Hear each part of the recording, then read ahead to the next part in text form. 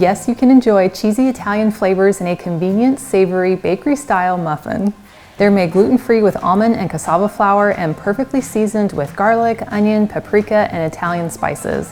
Hello there, my name is Nicole Bonilla and I am so glad you're here. If you like healthier, all-natural recipes like I do, then you are in the right place. To make these muffins, we're going to start by toasting some pine nuts. We're going to add 1 teaspoon of butter to a frying pan over medium heat. And then we'll just stir that around and let that melt. Next, I'm going to add about 1/4 cup of pine nuts and a few pinches of salt. Then we'll stir the nuts so they all get coated in the butter. And you'll want to keep them moving so that they toast evenly. Now that they've reached this beautiful golden brown, we can turn off our heat and then transfer them back into our bowl. And then we can set these aside. To make our very simple muffin batter, we're going to start by adding our wet ingredients to a large mixing bowl. So I'm going to start with 4 eggs, 1/2 cup of milk, and for added moisture, creaminess, and cheese flavor, we're going to add some cottage cheese. And a really great hack for removing that curdle texture is to take your whole container of cottage cheese, put it into a blender or food processor, and blend it until smooth.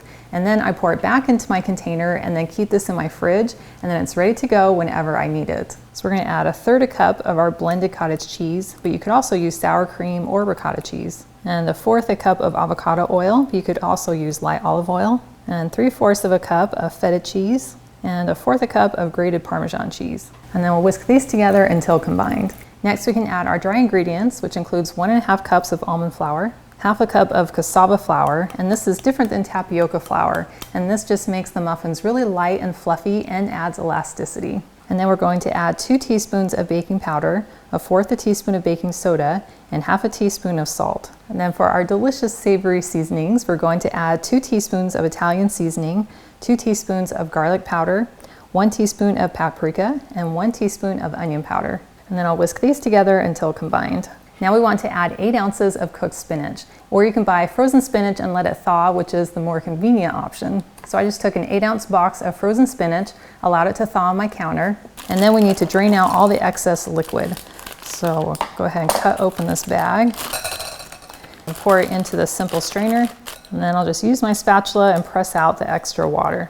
Now the spinach may not look very appetizing, but I promise it's going to taste delicious in these muffins, and we get to have those added health benefits. So then we can add this right into our muffin batter. And then for even more flavor and beautiful color, we're going to add 1/4 cup of sun-dried tomatoes. And I've already chopped them into the nice little bite-sized pieces.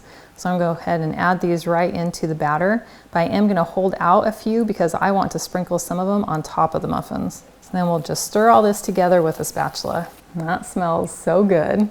To bake the muffins, I've just lined my muffin tray with some parchment paper liners because then I don't have to spray them with oil to get the muffins to come out easily. You can also use paper liners, but you will want to spray them with some nonstick first. And then I'm just going to use my 1/3 cup batter scoop and scoop the muffin batter right into each of the cups.